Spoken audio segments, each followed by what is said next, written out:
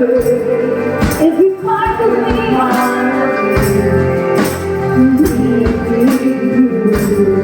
this love,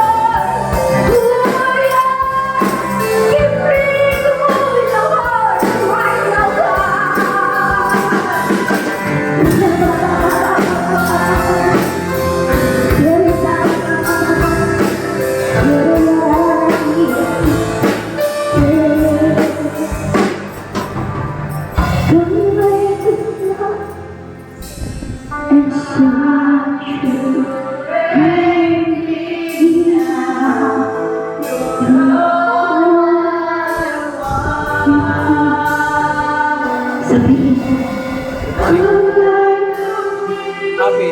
I'm happy that you're okay. Yeah.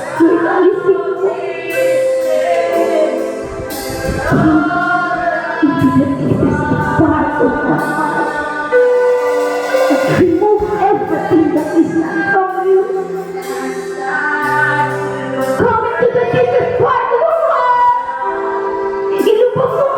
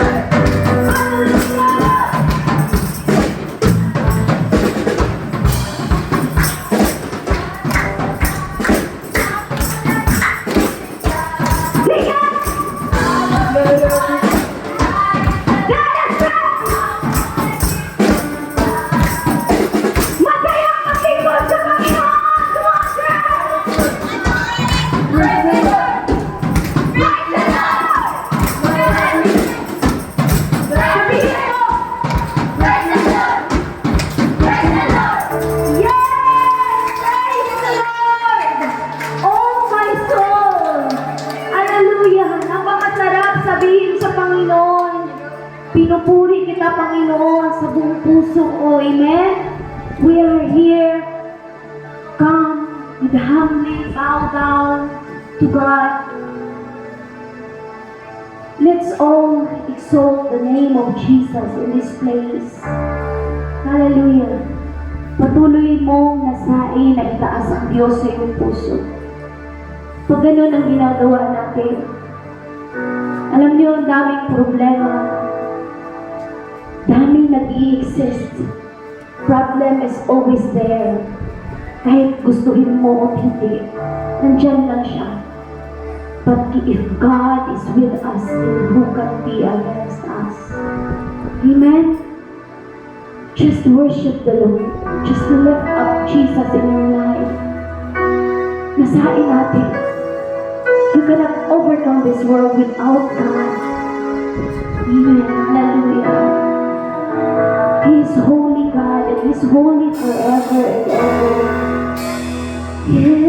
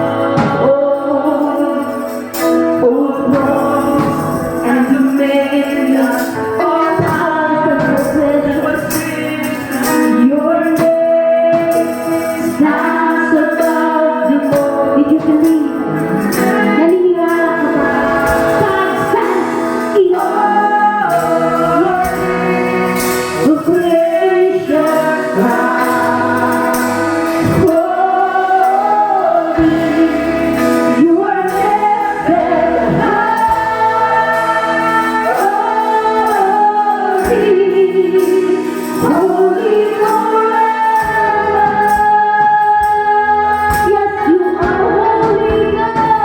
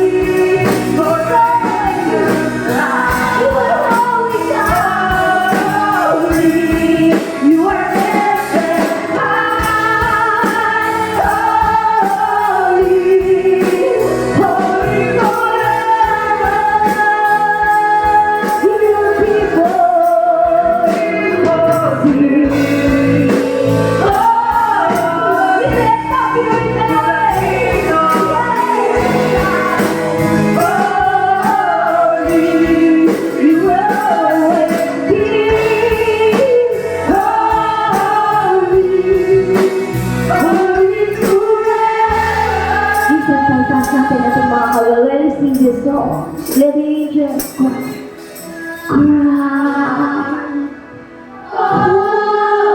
Holy, holy angels cry.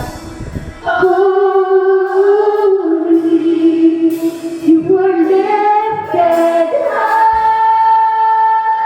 Oh, yes, Lord, you are holy God forever. You keep us. Sing, holy, to the King of Kings. Holy, and you will always be holy, holy forever. You are always be holy, holy forever. You are always be God. You always be our Lord. Holy forever. Jesus, you will always be holy, holy forever. Panginoon, patuloy mo kaming dalawin ng iyong presensya. Patuloy mo kami iyakapin. Alam ko, Panginoon, maraming nabibigatan ng loob. Lord, bilang iyong mga anak, Panginoon, na tumatawag sa iyo, huwag mong ikubli ang iyong mukha sa amin. Huwag mo kami hayaan, Panginoon, na malayo sa iyo.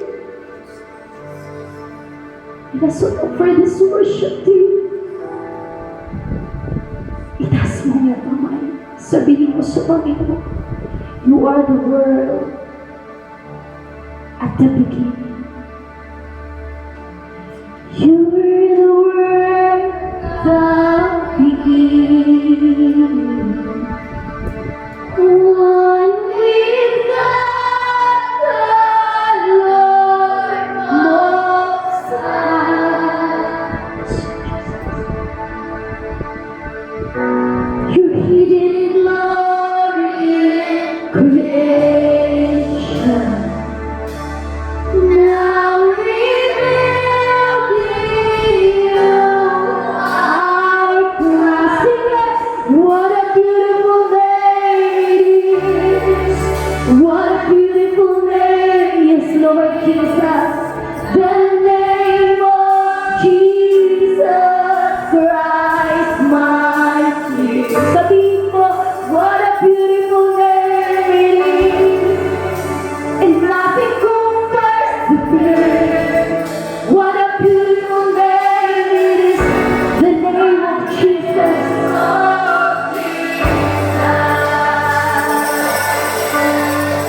Praise. You take the Lord with every power. To Jesus you brought heaven down. My sin was great. My sin was great. Your love is greater. In what could separate? No one can separate you in the name of Jesus. What a wonderful name it is. Sing it. The name of Jesus Christ, my King. What a wonderful name it is. And nothing compares to this.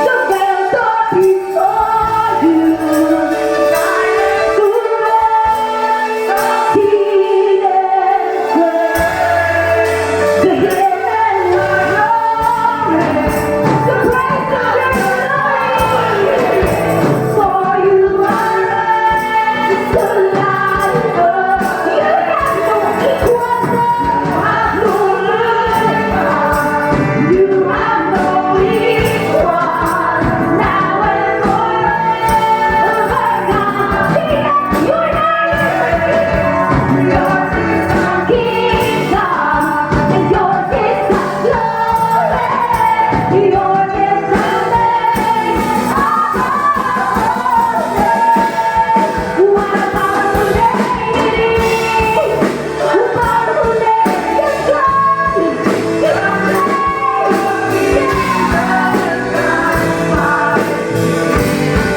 What a powerful day it is.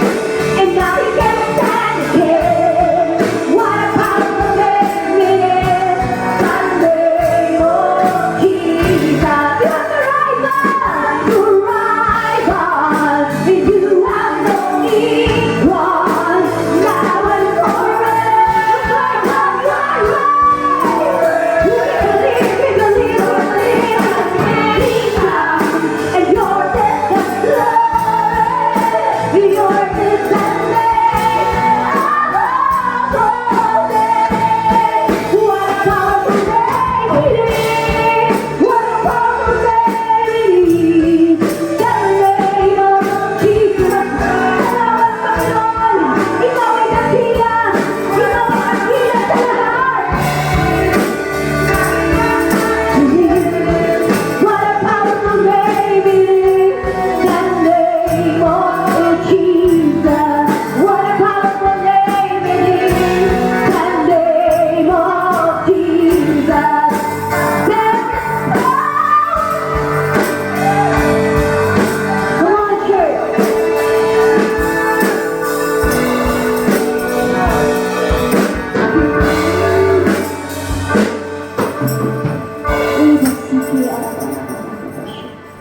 Lord,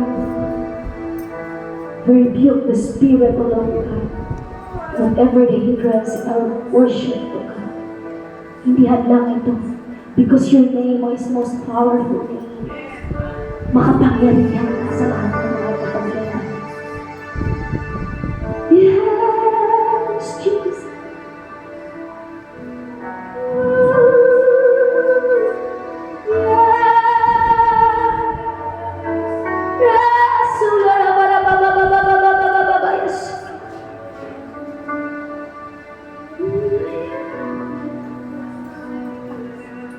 Oh yes, Lord, we thank you, Jesus. We thank you for your great love. We thank you for being here, Lord, this morning. Anumang hadlang ng kaaway, Lord. Anumang hindrances sa aming pakikinig, nire-rebuke namin sa pangalan ni Kristo Jesus.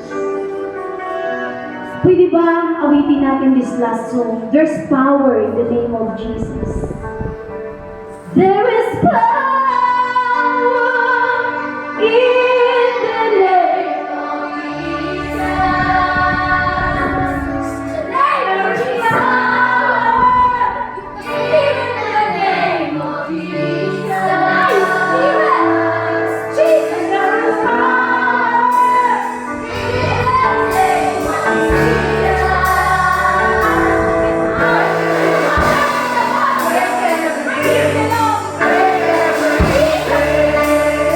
Thank you.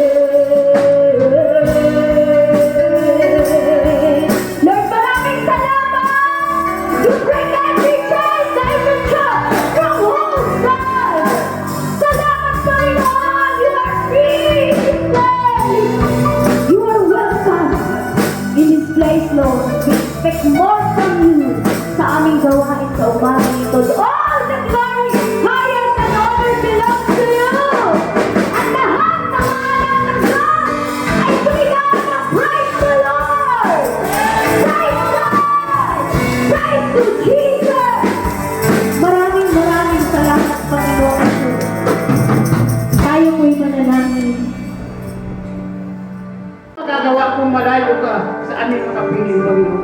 Pagpasan mo ang gawain ito, Panginoon. Halimbawa amang Diyos, ang anuman ang tanggal ng masamang espiritu sa aming mga buhay, ay ikaw ang Diyos na magtatagumpay sa aming mga buhay. Salamat sa kabutihan mo, Ama. Wala kayong magagawa kung wala ka anyway. Thank you, Lord. Thank you, Jesus' name. Amen and amen. Eh, bago tayo magpapawin tayo, ulitin natin yung smile. Habang kinakamayan mo siya, umitin ka sa iyong kinakamayan. Kamayan niyo yung mga foreigners. Kausapin mo sila. Para maging masaya sila.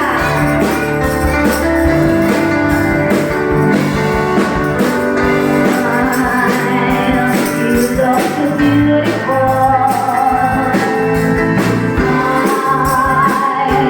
You look so wonderful.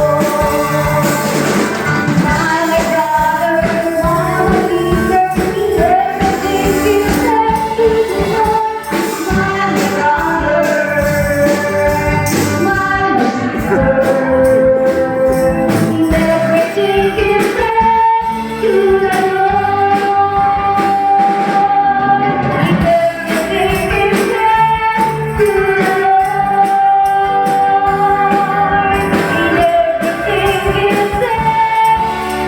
the Lord.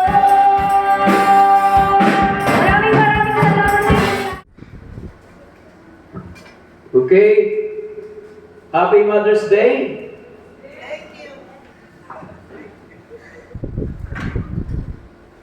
Dapat yung Mother's Day celebration ngayon eh. Tingnan mo tuloy, maraming wala. Men? Kaya sa susunod, di na maulit yun. Di na maulit na gawing Sabado kasi ganito yung mangyayari. Men? Next time, when we celebrate women's party or Mother's Day celebration, it would not be at Saturday, huh? Because this is the result, no? Many mothers are absent. So our Sunday morning is suffering. Okay, so next time, don't put any activity or big event on Saturday night. Youth event, or any event. Not allowed starting from today. Okay? Because last night we are too happy.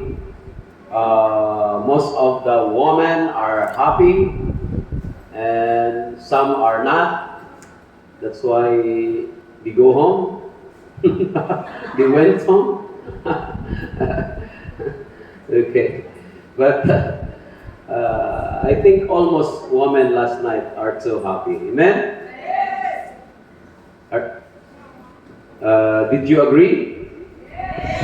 I said, did you agree that last night all mostly of the women are happy? Yes. Amen. Hallelujah.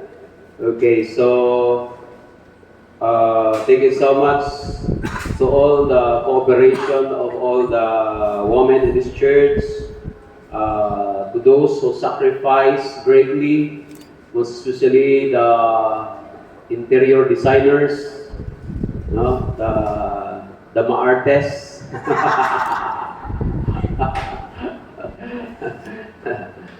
That's why I agree that all women are always right.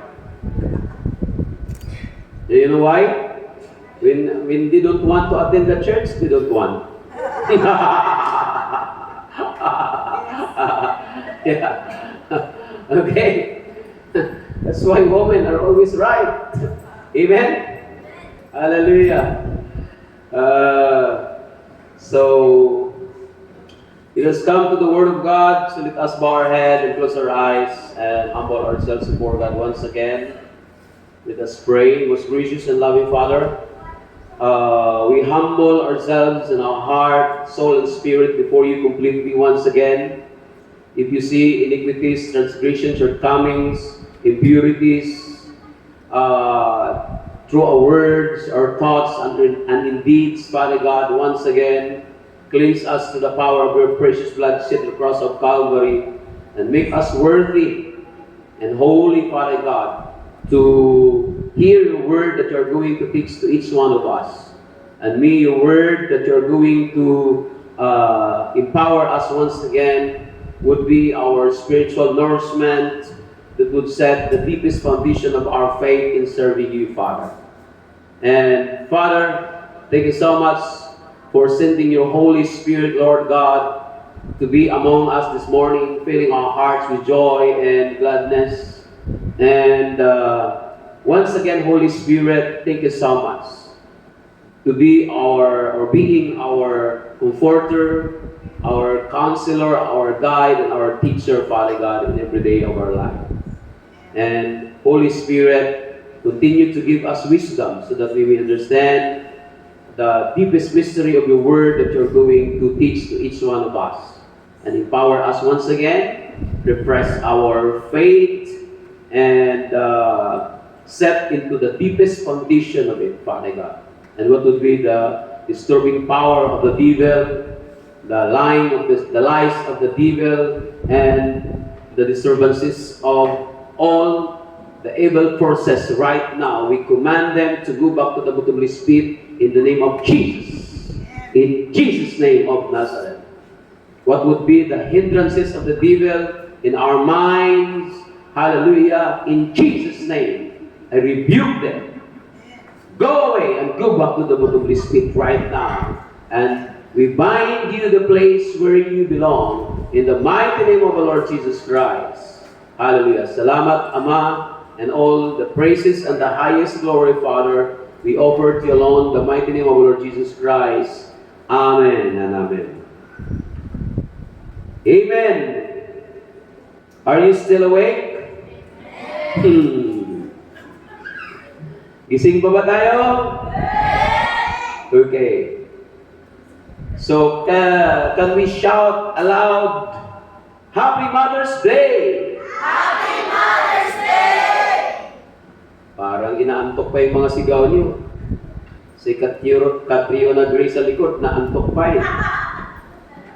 Imagine mo, napagkamalang naka-plastic surgery. No? Ano ka, naka-plastic surgery si Ate Inday? Paganda ng paganda. Hindi naman nagpa-botox. Amen? Sabihin mo, Ate Inday, natural na lang talaga maganda to, hindi mo lang napapansin. Amen? Hallelujah. Kaya si Mrs. kahit na tinatagyawat yung mukha niya, sinasabihan ko pa rin, okay lang yan, maganda ka pa rin. Kasi pag tinatagyawat na yung mukha niya, insecure na siya. Feeling niya, hindi na siya maganda at hindi na siya maganda sa paningin ko. Kaya lagi mo sinasabi sa kanya, okay lang yan, alagaan mo yung tagyawat mo. Kahit ilang piraso yan, maganda ka pa rin. Hallelujah. So, let us open our Bible. If you have your Bible with you, let's turn your Bible in Ruth chapter 1, verses 19 to 22. Okay. Okay, can you tell your seatmates, you are still beautiful? Okay. Brother Father, tell your seatmate, you are still beautiful. You don't have seatmate there. I think Sister Misty is with you, okay? So, okay. Ruth chapter 1, verses 19 to 22. I will be reading in New International Version. If you don't have your Bible with you, can you focus your eyes on the screen, and we have prepared Bible on the screen. So let us read aloud together. So the two women went on until they came to Bethlehem. When they arrived in Bethlehem, the whole town was stirred because of them, and the woman exclaimed, "Can this be Naomi? Don't call me Naomi." She told them, "Call me Mara, because the Almighty has made my life very bitter. I went away full, but the Lord had brought me back empty. Why call me Naomi? The Lord has afflicted me. The Almighty has brought misfortune upon me. So Naomi returned from Moab, accompanied by Ruth the Moabite, her daughter-in-law, arriving in Bethlehem as the barley harvest was beginning. God bless the reading of His Word this morning. So the story that we are going to study this morning is about the story of a great woman in the Bible, Naomi. Where the name of our beloved mother of our fellowship, Naomi, came. Dito po kinuha ang pangalan ni Ate Noemi, yung asawa ng ating mahal na bishop, ang founder ng ating fellowship, from the Bible, Naomi. Okay, so the two women went until they came to Bethlehem. These two women are Ruth and Naomi. Amen. Sometimes it pronounced Naomi and sometimes it is also pronounced Naomi. So, when they arrived in Bethlehem, the whole town was stirred because of them. And the woman exclaimed, "Can this be Naomi? Don't call me Naomi," she told them. "Call me Mara, because the Almighty has made my life very better." So nung dumating si Naomi Naomi sa Bethlehem, sila po'y galing sa Moab. At sila'y bumalik sa Bethlehem at yung mga tao ay gulat na gulat nung dumating sila kasama ang kanyang daughter-in-law.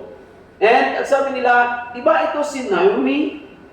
And then alam nyo, sagot naman ni Naomi, sabi niya, huwag niyo akong tawagin Naomi or Noemi, tawagin niyo lang akong Mara. Dahil ang Diyos ay talagang binigyan ako ng matinding kapaitan. Umalis ako dito sa Bethlehem na punong-puno, bumalik akong walang-wala. Yan. Kaya, bakit niyo ako tinatawag na Naomi or Naomi? Because the Lord has afflicted me. Talagang masyado akong pinahirapan ng Panginoon, ang sabi niya. The Almighty has brought misfortune upon me. So Naomi returned from Moab, accompanied by Ruth, the Moabite, her daughter-in-law, arriving in Bethlehem as the barley harvest was beginning. Kaya, could you imagine, sabi ni Naomi or Noemi, sabi niya, huwag niyo akong tawaging Noemi or Naomi, sapagkat ang Diyos ay ang daming kapaitan na pinaranas sa akin. Tawagin niyo na lang akong Mara. Alam niyo ba ang ibig sabihin ng Mara? Is bitter. Mapait ang ibig sabihin ng Mara. Bitter water. Mapait na tubig. At yun yung tinawag sa isang bato na pinalo ni Moises dahil may galit sa puso si Moises. At pinalo niya yung bato na yon at dahil may inis si Moses sa puso niya, paglabas ng tubig ay mapait ang tubig and they call that place Mara. Kasing ibig sabihin ng Mara, bitter water. Mapait na tubig. Kaya sabi ni Naomi, huwag niyo na akong tawagin Naomi. Don't call me anymore Naomi. Call me Mara. Because God has brought me betterness. God afflicted me. Hallelujah. So, who is Naomi in the Bible? The first that we are going to study this morning is, who was Naomi in the Bible? Naomi is an Israelite woman whose story is found in the Old Testament book of Ruth. Because of a mighty famine in Israel, Naomi's husband, Elimelech, moves the family to the country of Moab, where they lived for about 10 years, until tragedy takes the lives of Naomi's husband and 2 sons. So si Naomi, ang kanyang asawa, sila po'y Israelites, ang kanyang asawa na lalaki ay si Elimelech, sila po'y lumipat sa Moab dahil gusto nilang umiwas sa kagutuman na nangyari sa Israel, gusto nilang magkaroon ng magandang buhay doon sa Moab. And then, what does the name of Naomi? Ano ang ibig sabihin ng Naomi or Naomi? Naomi is in the Bible means, basahin nga natin ng malakas, 1, 2, ready, go.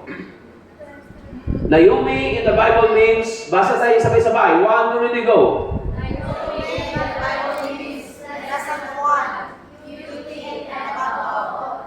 Yan. What a lovely name to bestow on a daughter. Sino dito may mga magagandang pangalan? Taas kamay. Ala, hindi kayo nagandaan sa pangalan nyo? Again, who among here has beautiful name? Okay. Ala, hindi kayo nagandaan sa pangalan nyo? Ulitin ko yung tanong, who among here has beautiful names? Can you raise your hands? O, sino yung may magagandang pangalan dito? Taas ang kamay. Taas ang kamay yung mga magagandang pangalan. Amen. Alam nyo, one of the beautiful name in the Bible history is Naomi. Because the meaning of the word Naomi is pleasant one, the pleasant one, and beauty, and above all. Amen. Like what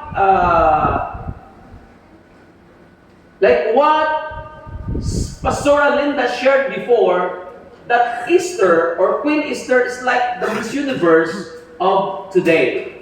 Amen? Because Queen Easter became queen because of her beauty. Amen? Because of her beauty. So this morning, let us talk about the life of Naomi. Naomi means pleasant one. Amen. Nakakaaliw yung kanyang pangalan. No? Pleasant one. Kumbaga, pag pinangalanan ka ng Naomi, ibig sabihin nakakaaliw ka, hindi ka nakakabagot.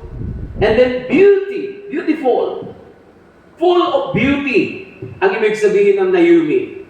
And last meaning of the name Naomi is above all.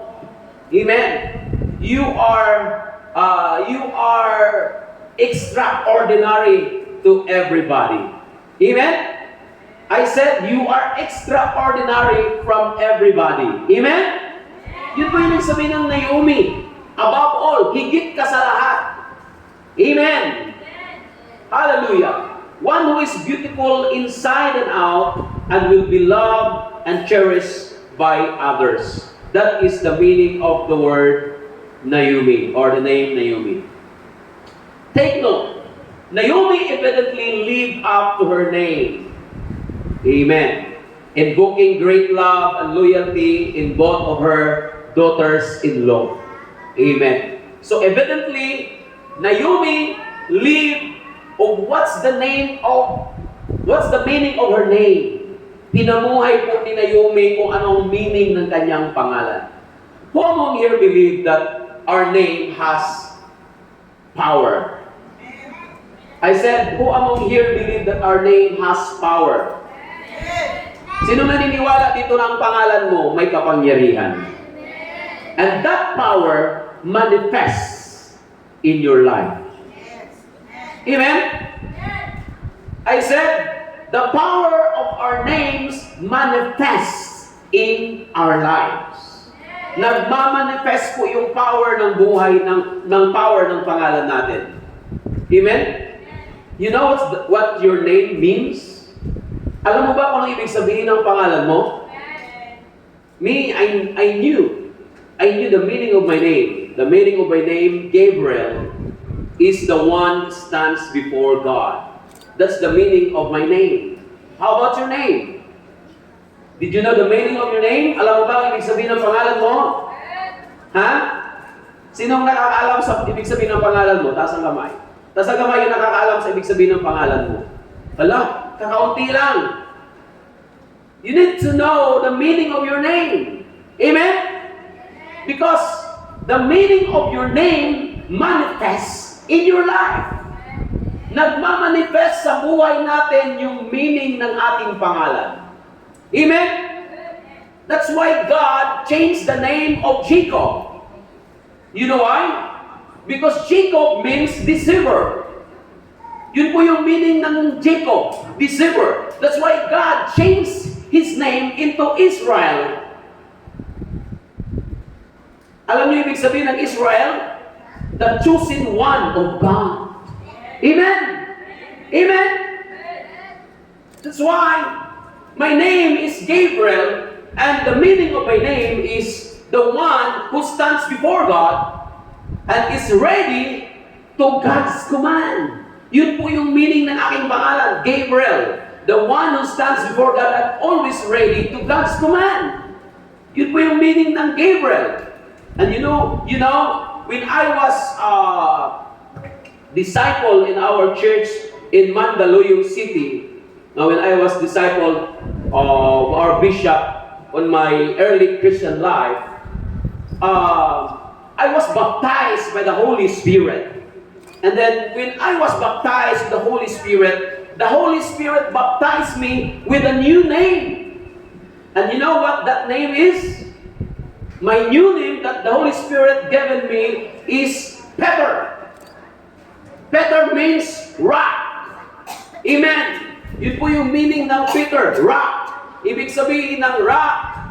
Nung ako'y nabautismohan ng banal na Espiritu, nung ako'y bagong disciple pa lang, when I prayed inside the closet, hallelujah, inside the centralized air condition, and I was filled by the Holy Spirit, and the Holy Spirit baptized me with a new name, and the Holy Spirit told me, from this day onward, your spiritual name would be Peter. Alam niyo ibig sabihin ng Peter? Peter means rock, the strong, immovable.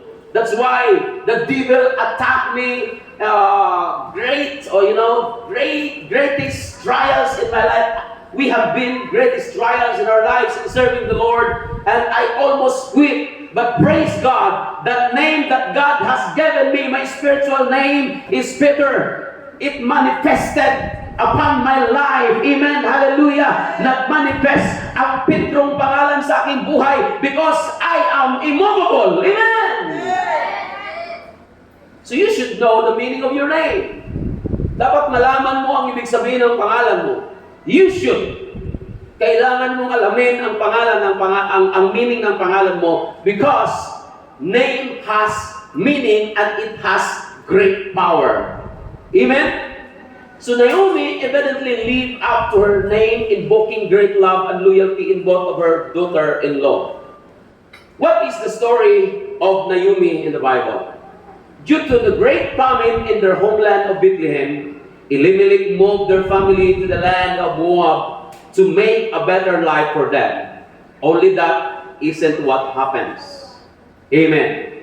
So, during this time, there was a great famine in Israel or Bethlehem, and Elimelech, the head of the family with Naomi,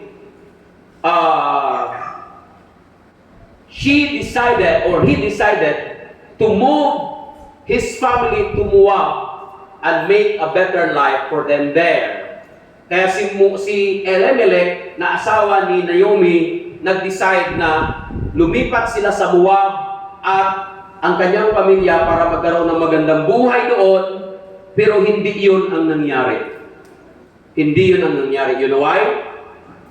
When they were there in Moab, after moving to Moab, Elimelech dies. Namatay ang asawa ni Naomi, si Elimelech. Leaving Naomi a widow in a foreign land with her 2 boys. Iniwan siya ng kanyang asawa, kinuha ni Lord ang kanyang asawang sa Elimelech, at ang natira na lang sa kanya ang kanyang 2 anak na lalaki na ang pangalan ay si Mahlon and Chilion. And these 2 sons grow up, they take wives of the woman of Moab, no? Nagkaasawa ang 2 anak nito ni Naomi na si Mahlon at saka si Chilion, and Mahlon marries Ruth. Ang asawa ni Mahlon ay si Ruth. Ang asawa naman ni Chilion is Orpah. Yun po yung naging asawa ng kanyang mga anak. After 10 years, so listen to me, just focus your eyes on me and just follow the story because I need to be quick because this is a storytelling sermon. So it should be detail by detail. So we can learn much lesson from the life of Naomi. Marami tayong matutunan sa buhay ni Naomi. So just follow me quickly, okay? And attentively. After 10 years, the land of Moab, Naomi finds herself a childless widow. Could you imagine? Paglipat pa lang nila sa Moab, namatay, ilang taon lang, namatay ang kanyang asawang si Elimelech. And then, naiwan ang kanyang mga anak na maliliit na dalawang lalaki, si Mahlon at saka si Chelion. And then after 10 years ng pamumuhay nila sa Moab, si Naomi find herself a childless widow. Namatay din ang kanyang dalawang anak na lalaki, pero nagkaasawa na sila bago sila namatay. Maybe because marrying a Moabite has been forbidden of God.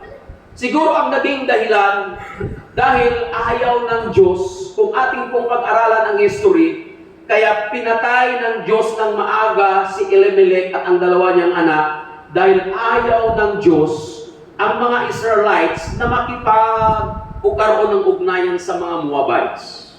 Ayaw ng Diyos yun.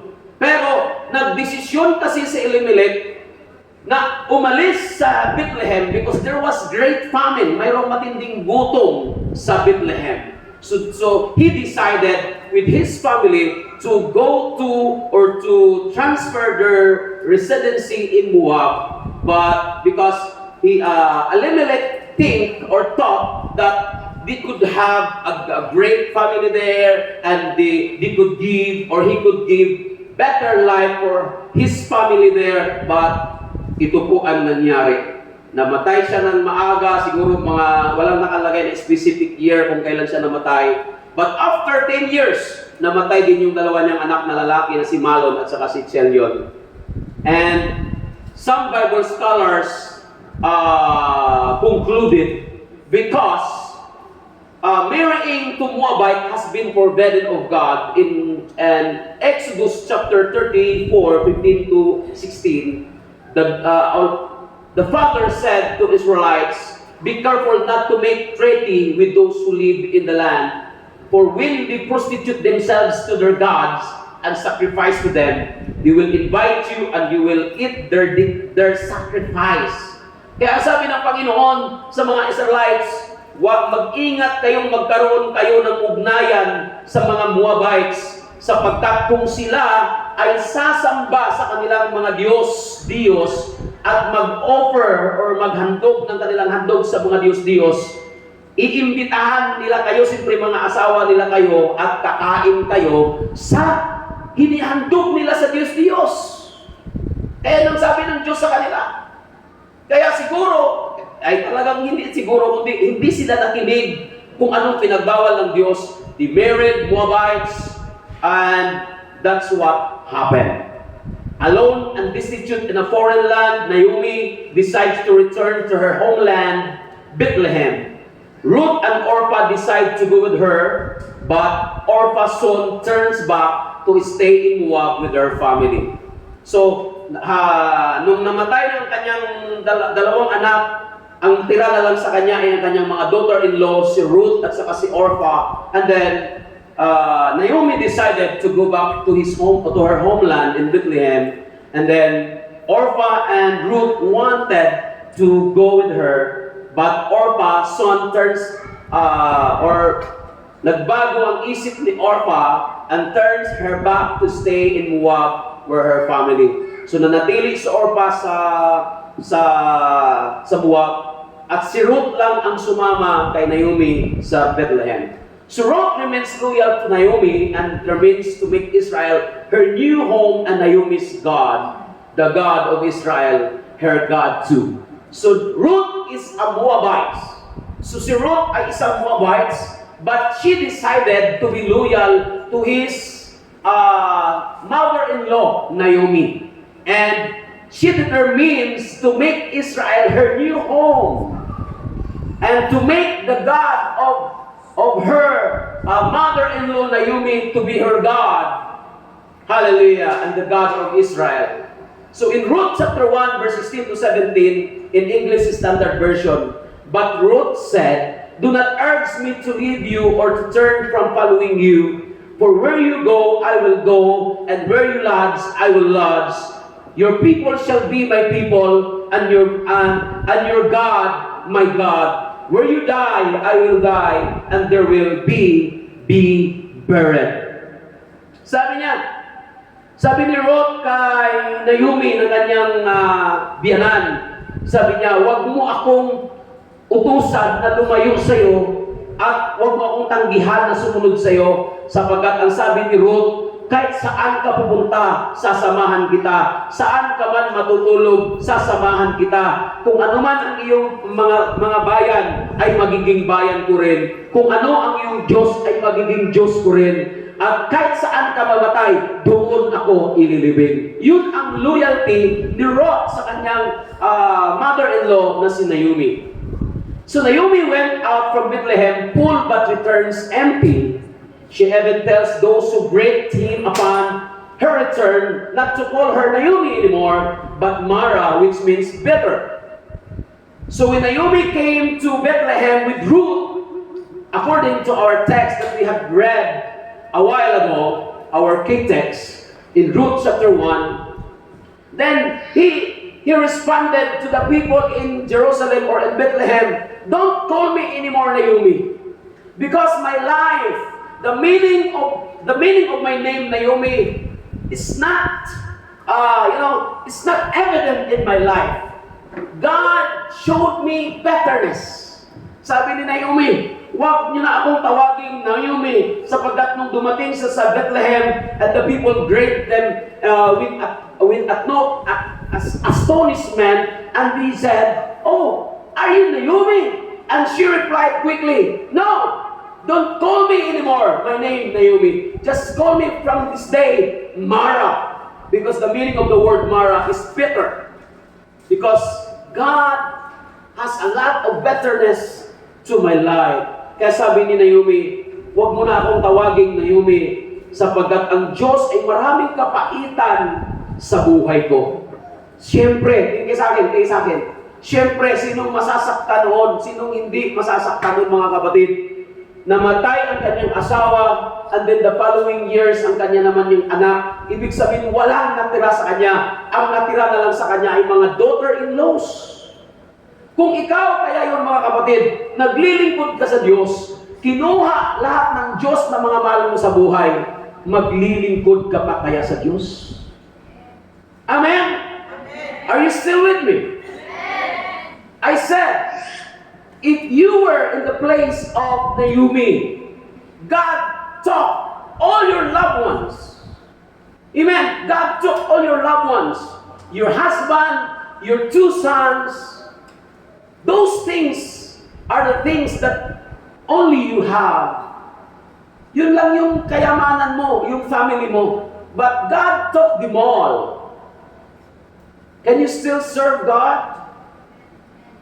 That's why I understand the bitterness that Naomi felt during this time when he came back to Jerusalem, when he came back to Bethlehem, and the people asked her, did you Naomi? And then she quickly replied to them, no, don't call my name anymore Naomi. Because she knows the meaning of the word Naomi. She knows the meaning of his name, that his name is pleasant, beauty, and above all, but this was what happened to her life. Ito yung nangyayari sa kanyang buhay, mga kapatid. Namatay ang kanyang asawa, namatay ang kanyang mga anak. But mga kapatid, nais kong sabihin sa inyo, despite of bitterness she had experienced, Naomi still had testimony of love for God, as evidenced by Ruth's desire to have Naomi's God for herself as well. Amen? Sinong naniniwala kahit nakaranas ng bitterness, greatest trials, and tragedy, ang buhay ni Naomi at pakiramdam ko durog na durog yung kanyang puso sa sobrang daming pagsubok, sa sobrang bigat na kanyang naranasan. Sinong naniniwala na nanatili pa rin ang kanyang pananampalataya sa Diyos? You know why?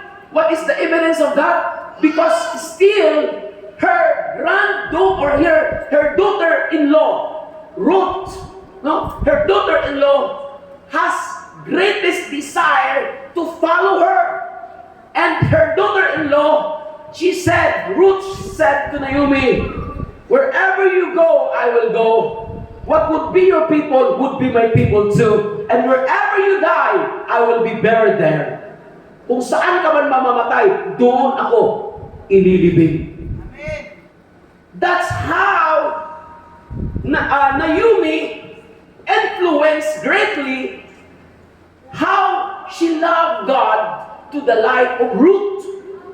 Ganun ang impluensya na gawa ni Naomi sa buhay ng kanyang daughter-in-law na si Ruth. Kasi kung hindi niya na-impluensyahan ng totoong paglilingkod si Ruth, mga kapatid, dapat magpaiwan na lang si Ruth doon sa Moab. Kasi Moabite si Ruth, wala naman ang kanyang asawa at namatay naman. Dapat magpaiwan siya, pero Ruth was too determined to go with her mother-in-law, Naomi. And he said this word in Ruth chapter 1, verse 16 to 17. Wherever you go, I will go. Wherever you lodge, I will lodge. Amen. And your God would be my God. Your people, my people too. Amen. Wherever you buried, and I will be there buried. Sabi niya, saan ka man ililibing, doon din ako ililibing. Ganun yung loyalty, ganun yung influence ni Naomi sa buhay ng kanyang daughter-in-law.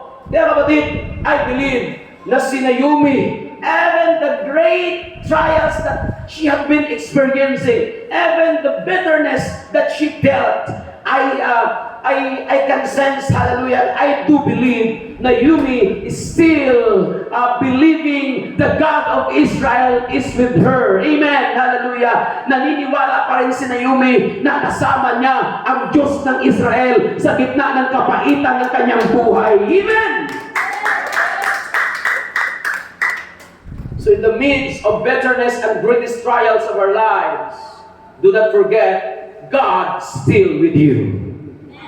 God is still in control of every circumstance taking place in your life. Sabihin mo sa iyong katabi, God is with you. Naomi's story does not end in grief and bitterness of soul. Hindi po natapos in bitterness the story of Naomi. That's why I entitled my sermon this morning, The Story of Naomi, the Restored Mother. That's our topic this morning. The story of Naomi, the restored mother. Sabi mo sa katabi, the restored mother. Anong ibig sabihin ng restored mother? He was broken. Amen? He was ruined by the devil. His heart was ruined into pieces. His heart was broken into pieces by the circumstances that she had experienced. Durog na durog yung puso ni Naomi. Amen? Ikaw kaya mamatayan ka ng asawa? Pagkatapos mamatay yung asawa mo, ang natira na lang dalawang anak. Mamatay din yung dalawang anak. Wala nang natira sa'yo. Sino kaya hindi madudurog ang puso? Nung namatay na yung nanay ko dito sa Boracay, ang tagal kong naka-get over. At alam ko, napansin niyo yun. Ang tagal kong naka-get over nung namatay yung nanay ko dito sa Boracay. Kasi parang ang sisi ng mga kapatid ko ay sa akin. Dahil sabi nila, kung hindi ko pinapunta sa Boracay, hindi mamatay yung nanay natin. At ang tagal ko naka-get over. When my mother died, it takes me a long time to move on. But praise God, God did not allow me to remain on that situation. God is the God of freedom. Who among here believe that our God is the God of freedom? When you are in captivity of bitterness, when you are in captivity of discouragement, just still or just put your trust to the Lord and our God will set you free. Amen! Palalayain ka ng Diyos someday. Thank you so much, my brother Dimitri. Hallelujah. I am very happy that you're okay now. because he has bad feelings and he went to the doctor yesterday. That's why he was not around here. He was not with us with our Mother's Day celebration yesterday. To us or to take pictures and videos to our event yesterday. So I prayed him last night, and I declare that today Brother Dimitri is joining in our service, and let's give God a clap offering. Hallelujah. Our God is the Jehovah Rapha. Again, our God is the Jehovah Rapha. Our God who heals. Amen? The God our healers. So Naomi's stories does not end in grief and bitterness of soul. Maybe you are experiencing grief. Maybe you are experiencing bitterness of your life today. But don't worry. There was a story in the Bible. Amen. The story of Naomi. Amen. She had a broken pieces heart. Hallelujah. Mayroon siyang puso, durog na durog ang kanyang puso. But she put his or her faith to the Lord, and God restored her. Amen. Sino naniniwala? Si Naomi ay mayroong durog na puso, pero nagtiwala pa rin siya sa Diyos. Hallelujah. Sa kabila ng pagkadurog ng kanyang puso, nagtiwala siya sa Diyos at ni-restore ng Diyos ang kanyang pusong wasak. Amen. In Ruth chapter 4, verse 13 to 16, so Boaz took Ruth and she became his wife. When he made love to her, the Lord enabled her to conceive and she gave birth to a son. Okay? So, inasawa si Ruth, yung daughter-in-law ni Naomi, ni Boaz.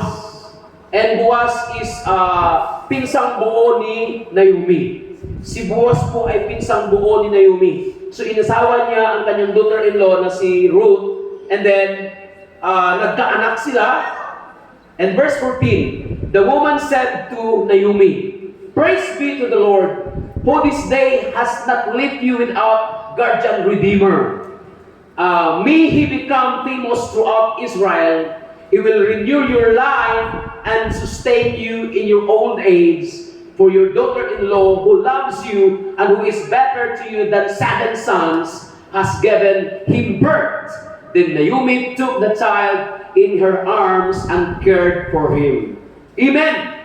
So, si Naomi ay nagkaroon siya ng kanyang daughter-in-law na si Ruth. Si Ruth ay nag-asawa sa kanyang pinsang buo na si Boaz.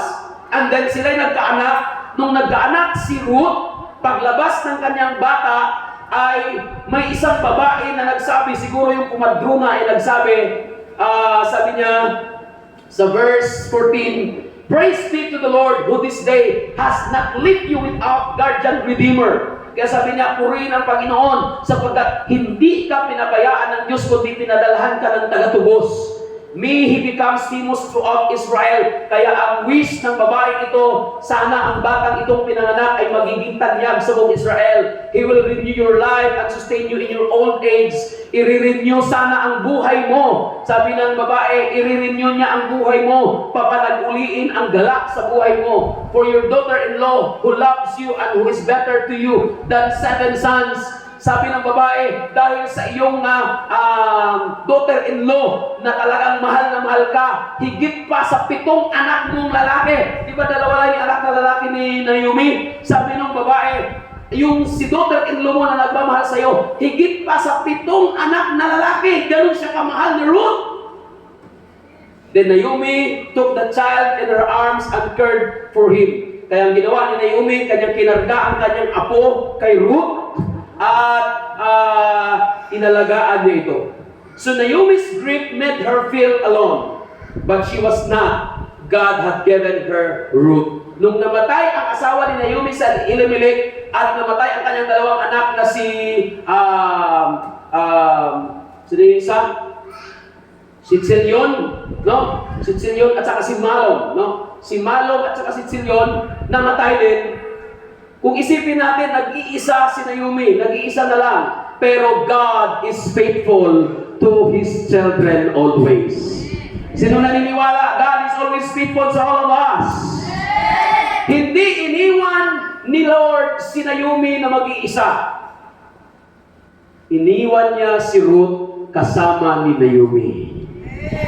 Kaya sabihin ko sa iyong katabi, God is always faithful to our lives.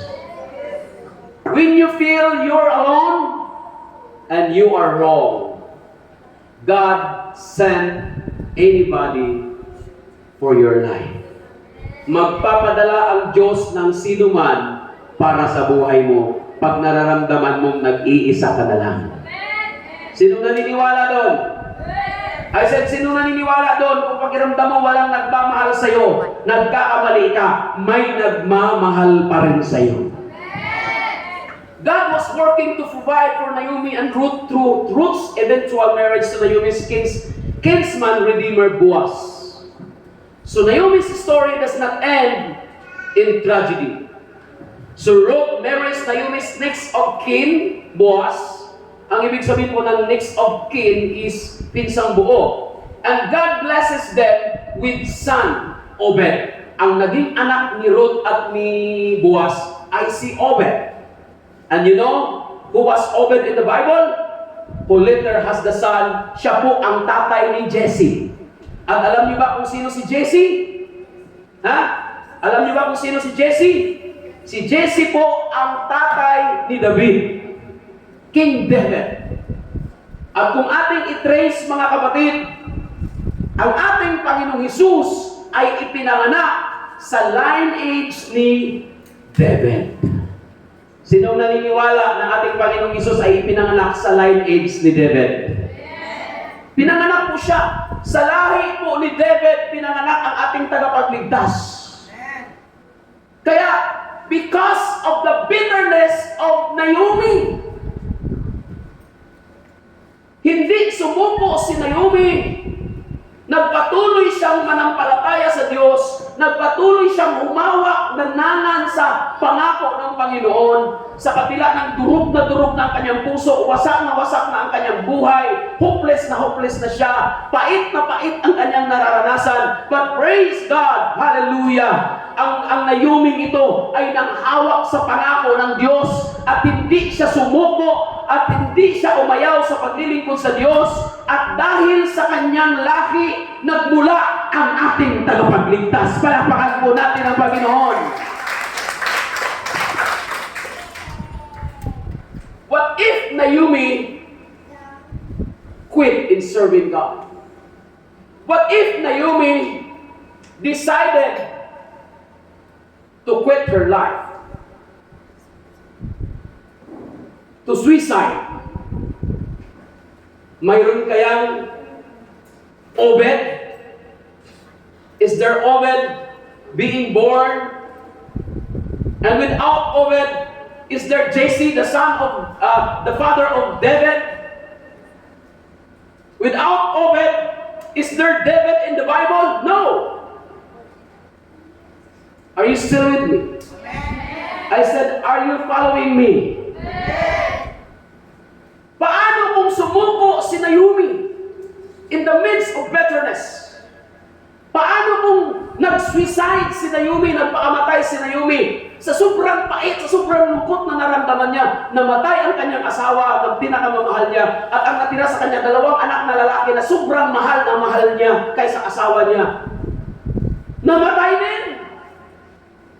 Naiwan siyang mag-isa. But praise God! God is very faithful to His children. Amen! Hindi talaga iniwan ng Diyos na mag-isa. God left Ruth to the life of Naomi. And the woman, the prophetess, exclaimed that Ruth is more than 7 sons of Naomi. How He took good care to her mother-in-law. How she loves her. Hallelujah. More than 7 sons, the prophetess exclaimed. Sabi ng prophetess, ang daughter-in-law mo ay higit sa 7 anak mong lalaki kung paano siya nagmahal sa iyo.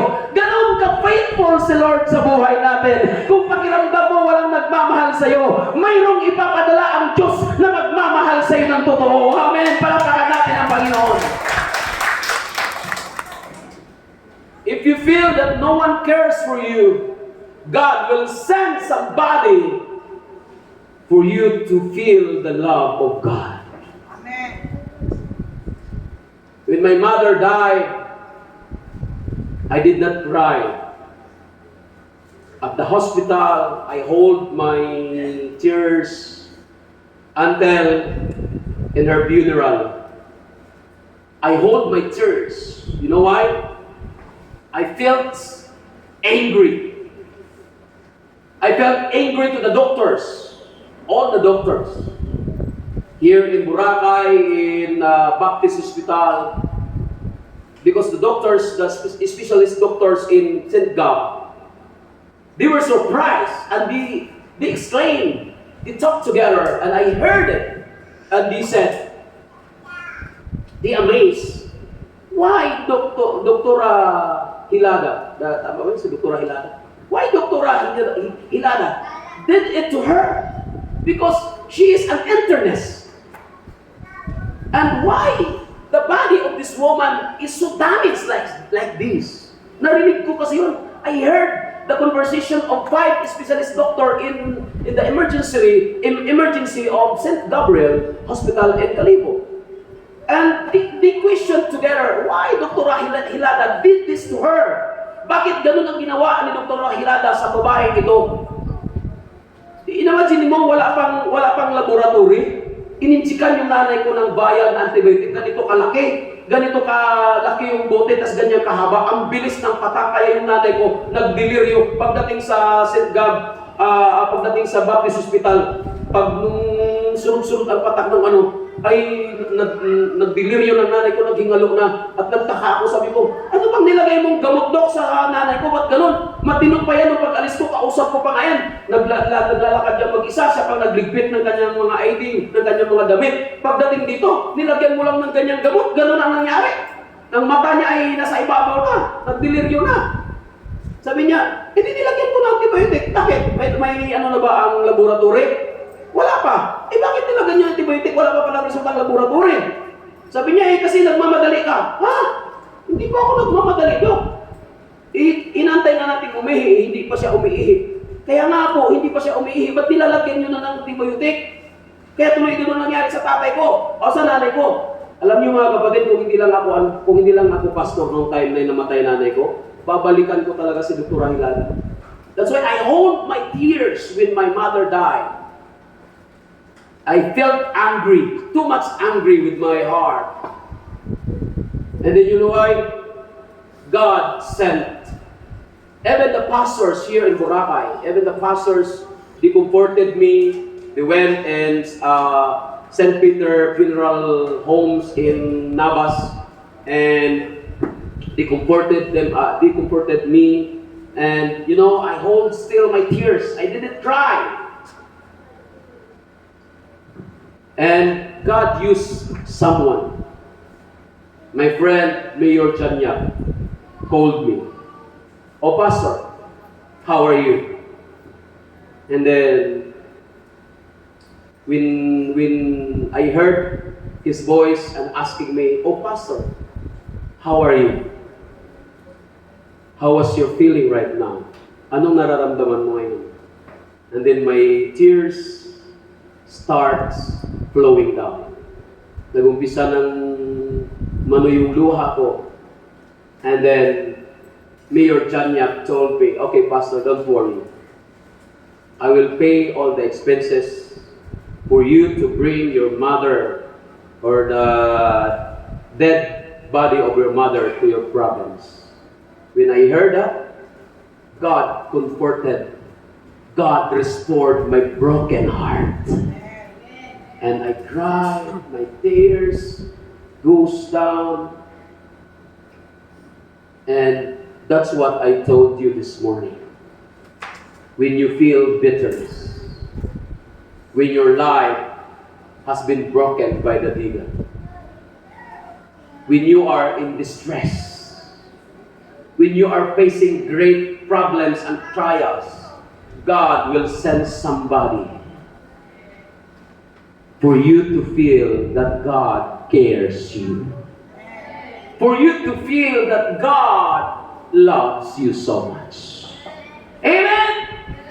That's what the story of Naomi. Ruth marries Naomi's next of kin, Boaz, and God blessed them with a son, Obed, who later has a son, Jesse, who is the father of David.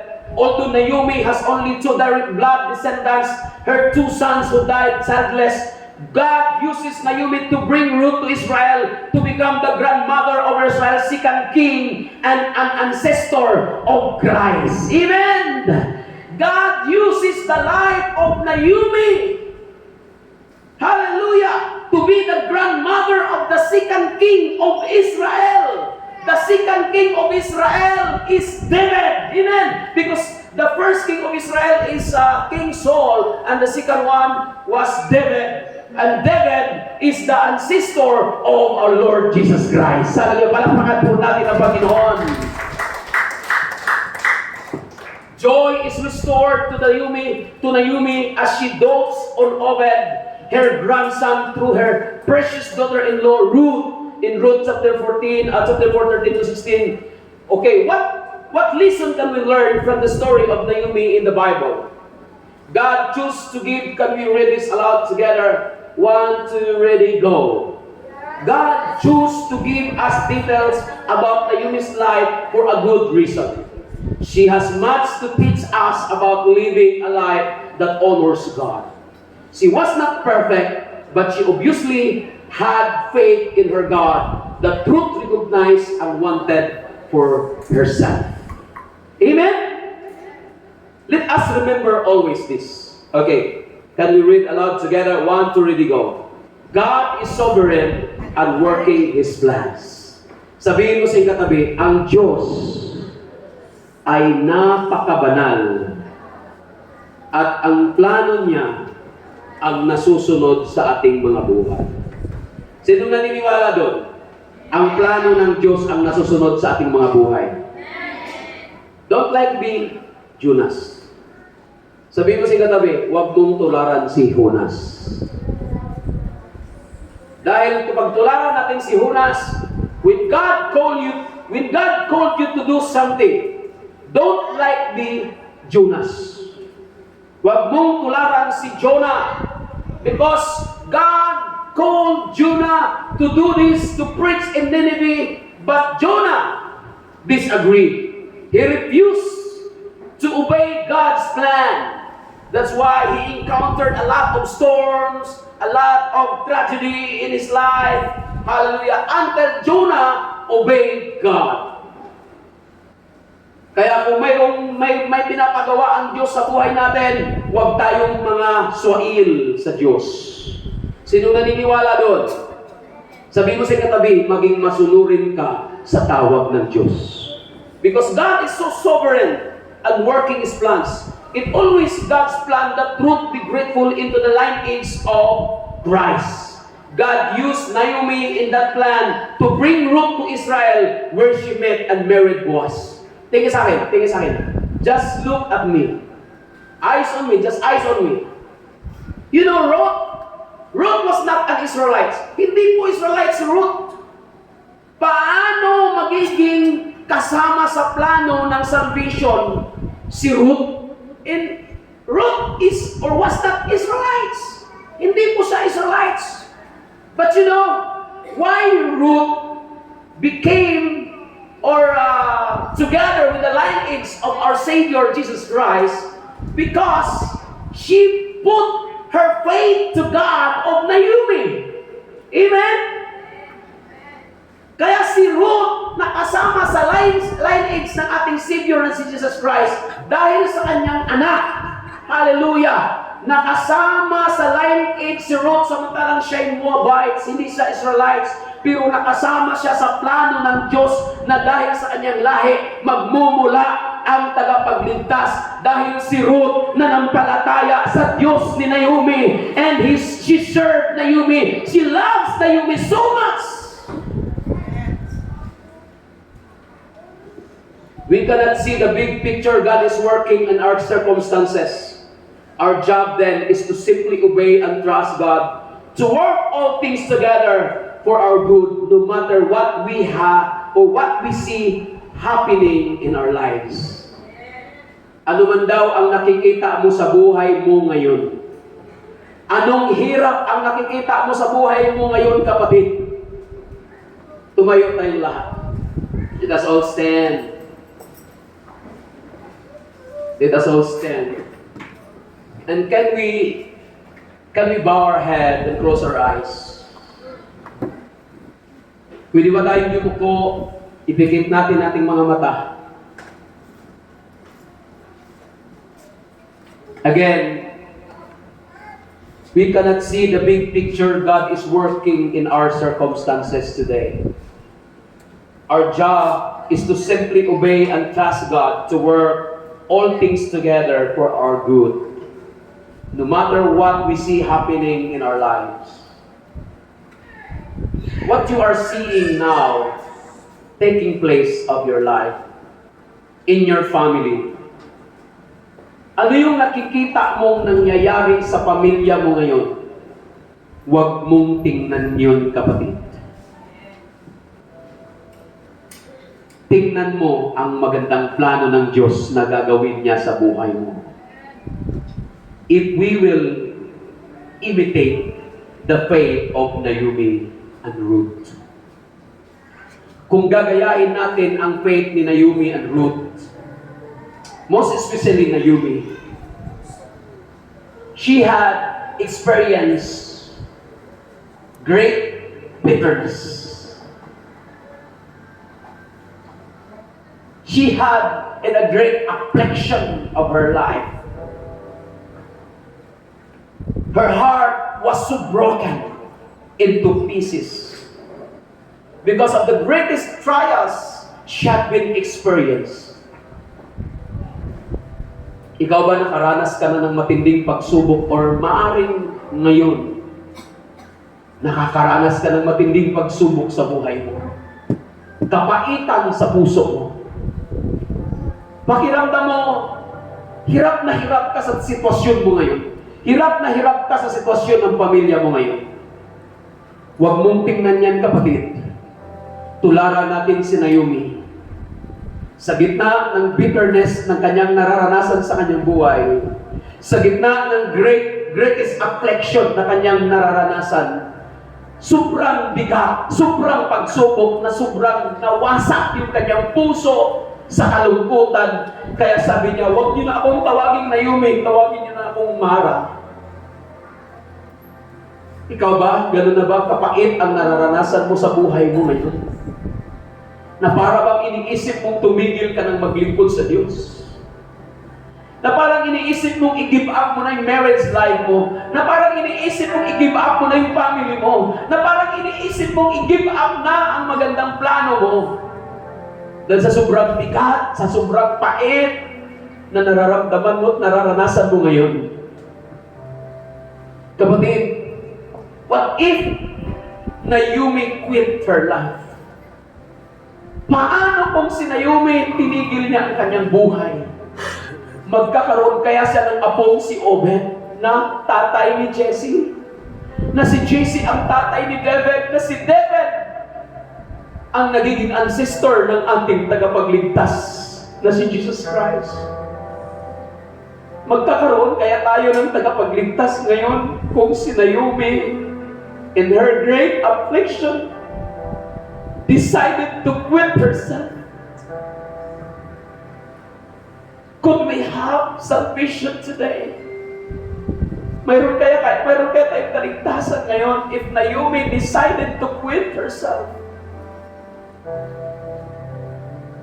Kaya the lesson that we should learn from the life of Naomi, don't stop. Do not quit. Don't quit your family. Don't quit your life. Don't quit your marriage. Don't quit in serving God. Just put your whole trust to the big plan of God to your life. Manangan ka, magtiwala ka sa magandang plano ng Diyos sa buhay mo, katulad ni Naomi. Sa kabila ng kapaitan ng kanyang naranasan, naniniwala siyang may maganda pa rin plano ang Diyos ng Israel sa kanya. And she did. She got. Hallelujah. sa buhay ni Naomi na hindi siya sumuko, hindi siya umayaw, hindi siya tumigil. God restored the broken pieces of her heart. God restored. Hallelujah. God restored the broken family. Her broken heart, his or her hopelessness, yung kawalan na ng pag-asa, ni-restore ng Diyos ang kanyang pag-asa. Yung kanyang kalungkutan, ni-restore ng Diyos, ibinalik ang kanyang kagalakan. Kaya kapatid, while we are singing this song,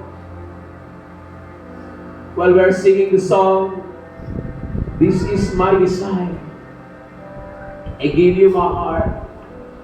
Can you please come forward and offer your heart to the Lord this morning? Pwede ba tayong lumapit sa altar, mga kapatid, at i-offer natin ating puso sa Panginoon? Maaring you have broken pieces of your heart. Mayroon ka bang mga brokenness sa puso mo? Mayroon ka bang brokenness sa buhay mo? Mayroon ka bang bitterness na nararamdaman, kapaitan?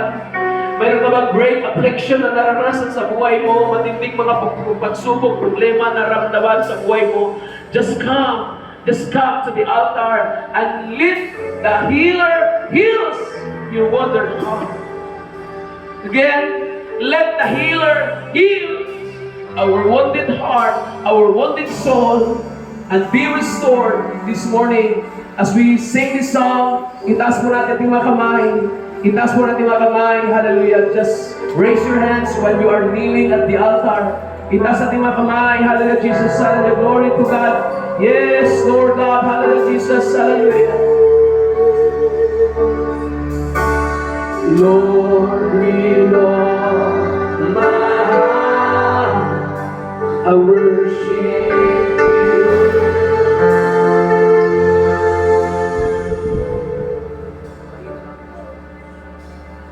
All I have within me, I give you praise. All that I adore is in you.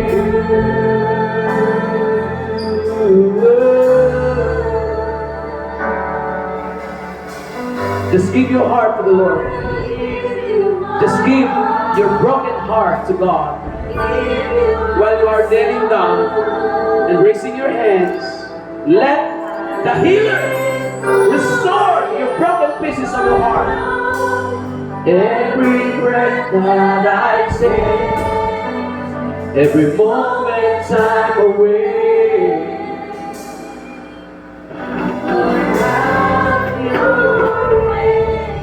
in me. Once again, itaas natin mga kamay habang inaawit natin ito. This is my... Sing this song from the bottom of your heart. Awitin mo ito na mula sa puso. To honor you,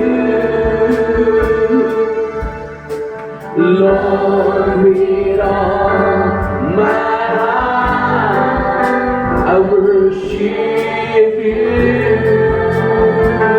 All I have within me, Lord, sing the song. All I have within me, I give you praise. Hallelujah. Give your broken heart to the Lord. Give your broken heart to the Lord. And let God restore the broken pieces of your heart right now. Hallelujah. Habang inawit na dito, ibigay mo yung buong puso mo sa Panginoon. Hallelujah, Jesus. Lord, I give you my heart. I give you my soul. I live for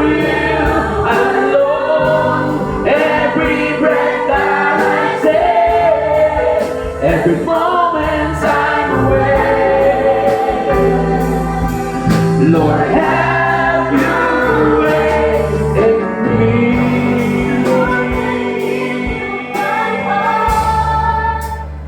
Just give your heart to God. Come on. Just give your heart to the Lord.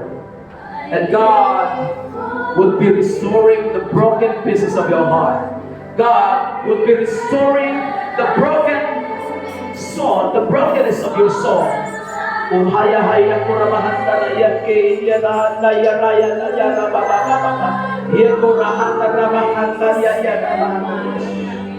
on. Ibigay mo lang yung puso mo sa Diyos. Ibigay mo lang yung puso mo sa Panginoon. Sabihin mo kay Lord, pagalingin mo ang sugat sa puso ko. Habang nakataas, pwede ba natin itaas ang dalawa nating kamay? Can we raise our both hands to the Lord? Itaas natin ang dalawang kamay. Itaas mo ng tulo. Itaas mo ng tulo yung dalawang kamay. Again, naunawaan niyo ba? Can we raise your both hands to the Lord? Itaas natin ang tulo ang ating dalawang kamay. And sing this song from the bottom of your heart. Lord, I give you my heart. Winasak ba ang puso mo ng kaawa? Naging hopeless ba ang puso mo? Nagkaroon ka ba ng discouragement? Nagkaroon ka ba ng kaisipan na gusto mo nang i-quit yung pamilya mo? Gusto mo nang i-quit yung marriage mo? Gusto mo nang i-quit yung buhay mo? Dahil sa kapaitang nararamdaman mo, just give your heart to the Lord and God will be restoring the broken pieces of your heart this morning. I-restore ng Panginoon. Pagagalingin ng Panginoon ang puso mong wasa, ang puso mong sugatan. Pagagalingin ng Panginoon ngayong umaga. You alone, every breath that I take. Come on, Holy Spirit. Holy Spirit.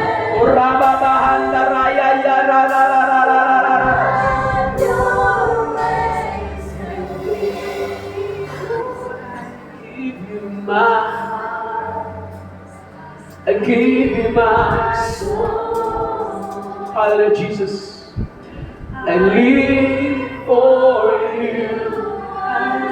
Lahat na may mga sugat sa puso, lahat na may mga kalungkutan na naramdaman, sabihin mo sa Panginoon ngayong umaga, Lord, pagalingin mo ang sugat na aking puso. Habang inaawit natin yung, for I know, you're my healer. Hallelujah. Oh, rabahanda rahya karababahanda rahya nararabas. I know you're my healer. I believe you're more than enough for me. Jesus, you're all I need.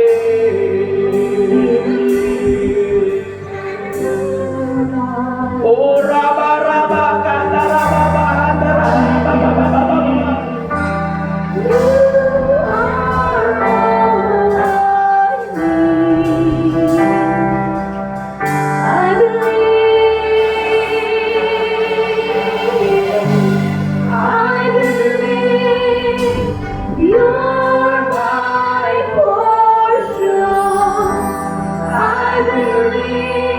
Sabihin mo yun sa Panginoon, Lord, I believe you're my healer. Habang inaawit mo yan, pinapagaling ka ng Panginoon ngayong umaga. Oh, hallelujah, Jesus. I believe you're my healer.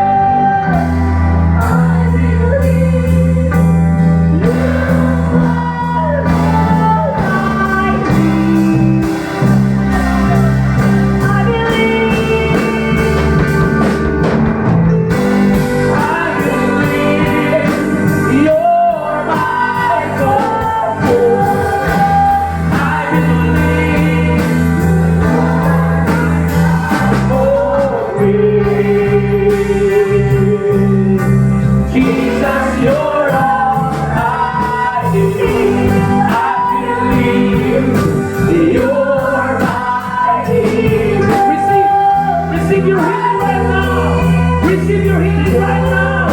Hallelujah. God is healing your broken heart. God is healing the bitterness you have felt. Hallelujah. Hallelujah. Receive right now. Receive your healing right now.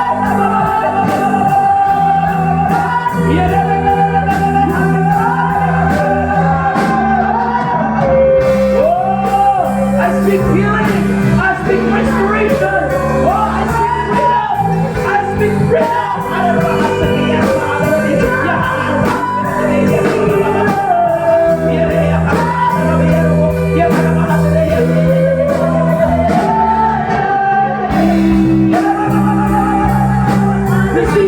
Receive your healing right now. Receive your restoration right now. Receive your restoration right now. Receive your restoration right now. Receive your healing. Receive your restoration right now.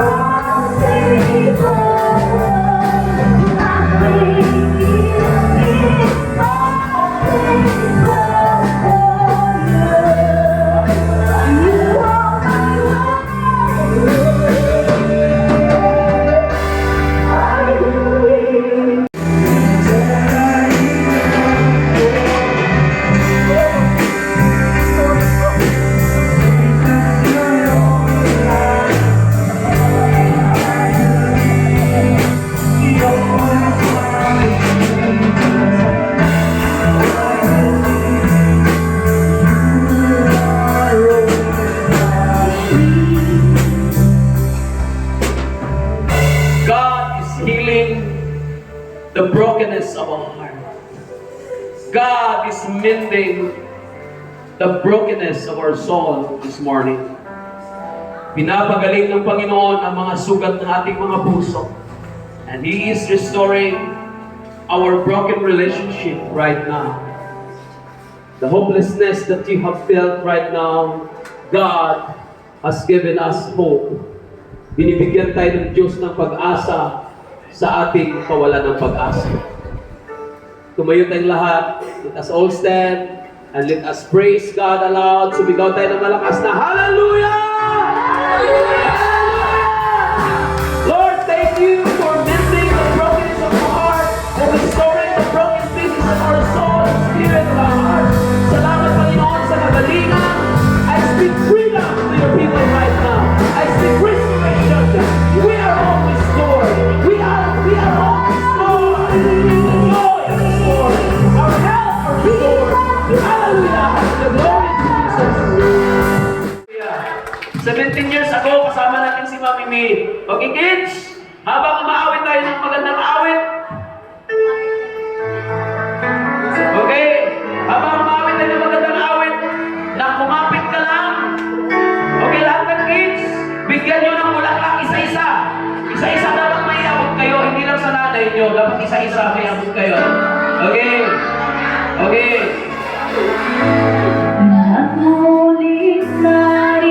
Just put some ito. Just put some ito, brother. Oh, pag nagbigay kayo, kiss. Kiss kay mama. Kiss. Kiss kay mama. Oh, bigyan nyo lahat. Oh, sabi ko mag-kiss.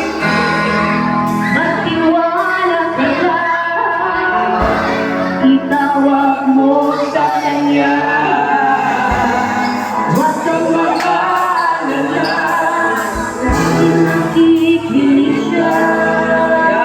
Kiss mo si mama. Kiss mo si mama. Kumapit ka lang, huwag kang susuko. Ibang kaya mo, alam mo na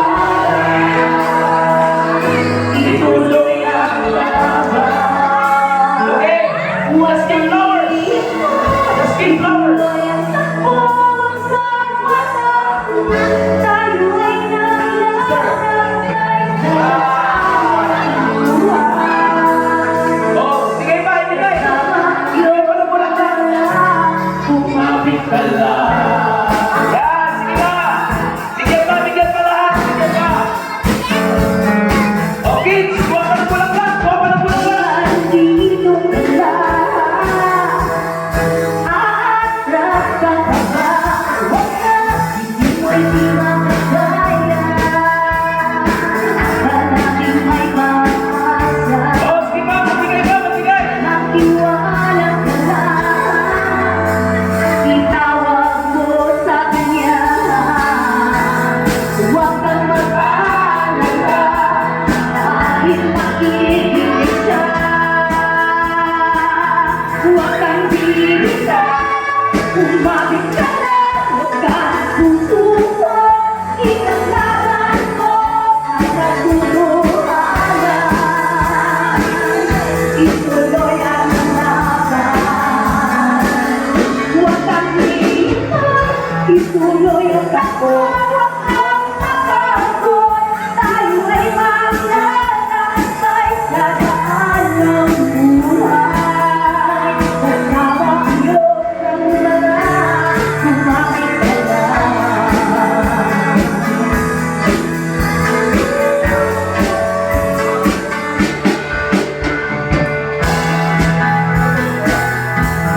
Nabibitaw.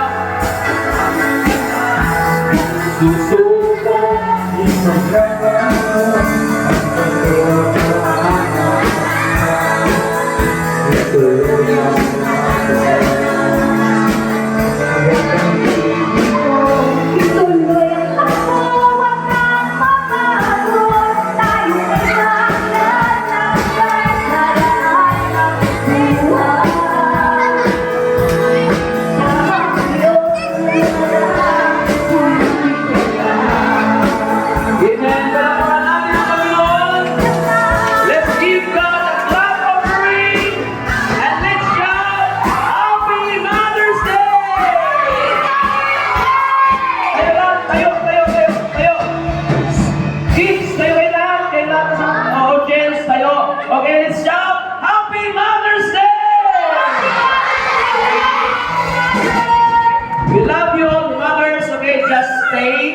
just remain standing, and I will be praying to all the mothers. Hallelujah. Yumuko tayong lahat, mga nanay, yumuko lang inyong mga ulo, at ako'y mananalangin sa inyo. So let's pray. Father God, the God of Abraham, Isaac, and Jacob, thank you so much, Father God, for all these mothers, Lord God, that you have given us as precious gifts on this church, Father God. Most especially, Father God, in the life of Mami Mi, thank you so much for being with us since from our pioneering states of our ministry here in Boracay, way back 2007, in our church in the school of Balabag National High School, where we started, Lord God, Victory Church here in the island of Boracay. Thank you so much for blessing Mami Mi, a good health and long life, that she is still with us, backing us up, supporting everything that she could, Lord God, to this ministry that you have entrusted us. Continue to bless the life of Mami Mi and Sir Ariel and her whole family, and also Ma'am Hazel, that she has been faithful to the life of Mami Mi and her family. Continue to bless also the life of Ma'am Hazel and her family. And also to all the mothers, Lord God, especially those mothers, Lord God, that are suffering greatest trials, greatest obstacles, Lord God, in their lives, but still they put their trust on you, Father God, completely, and you don't put them to shame. You're still faithful to them all. Salamat, Panginoon, sa mga nanay na ito, especially to the life of Ating Inday, Mami. Thank you so much, Lord God, for being faithful, for restoring her physical body, Lord God. Nakala namin mawala na siya. But still, you are so faithful to all of us, God. Salamat for healing the life of Ate Inday, Panginoon, and to everybody that are here. Salamat, Lord God, na patuloy mong pinagpapala. Continue to bless all the mothers that are here, Father God, and continue to restore the broken pieces of their hearts, of their soul right now, in Jesus' name. And I speak healing after healing. I speak miracle after miracles in their lives. And I speak blessing upon blessing, people after people, Lord God. Hallelujah. From you, in Jesus' name. Iginagawan ko, Panginoon God, ang pinakamasaganang pagpapala, ang yakap ng iyong pagmamahal, Panginoon, ang iyong basbas ng pagpapala sa lahat ng area ng buhay, financially, materially, emotionally, physically, and intellectually, and most of all, spiritually, hallelujah, will be abounding greatly to their lives and to their family, in the name of the Father, and of the Son, and of the Holy Spirit. In Jesus' name we pray. Amen! Happy Mother's Day! Lahat ng mga nanay, Happy Mother's Day to all of you, okay? Kamayan mo naman yung nanay na katabi mo, sabihin mo, Happy Mother's Day.